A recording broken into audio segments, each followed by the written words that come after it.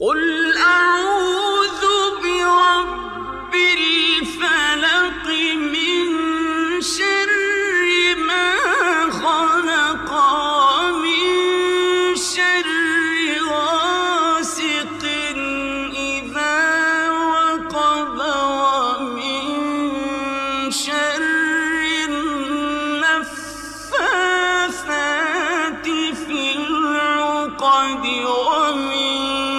شر